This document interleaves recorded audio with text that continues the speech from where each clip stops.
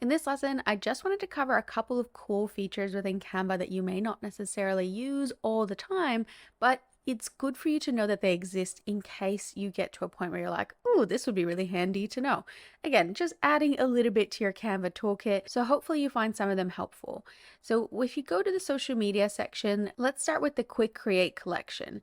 Now this will hypothetically go against everything I've been saying up until this point, which is all about making sure that you're not creating lots of little designs with one page in them because things can get a little bit out of whack.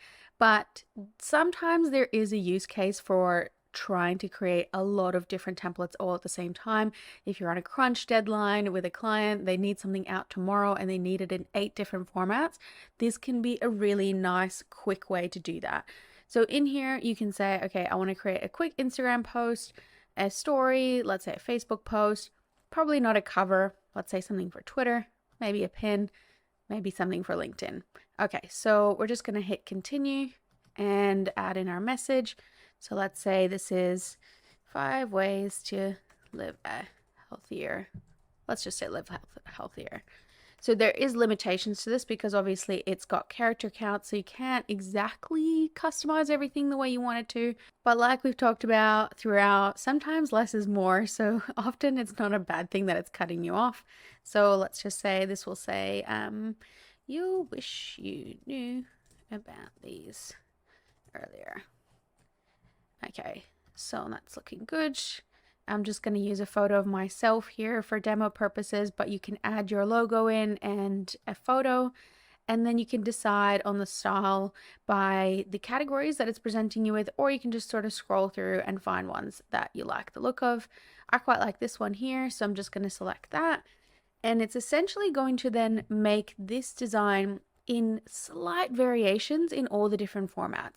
So the benefit of doing this as opposed to using the resize function within the editor is that it's going to give you slightly different options. It's not going to just give you the exact same post in different dimensions. They are slightly different. So that makes it really nice for people who are following you on all these different platforms because they're not coming across the exact same post 5 times. It's slightly different. So that's quite cool. So you can go through to your own brand and customize this with your own fonts and your own colors, or in the style presets, you can just pick from popular themes and color schemes that they've got in there, including fonts as well. So I'm just going to go ahead and click on finish this and see how this looks as a whole collection. So I can go in to see my collection here. It's added it in as a folder within my project section. So I've got it all in a folder, and now, yes, these are all individual designs.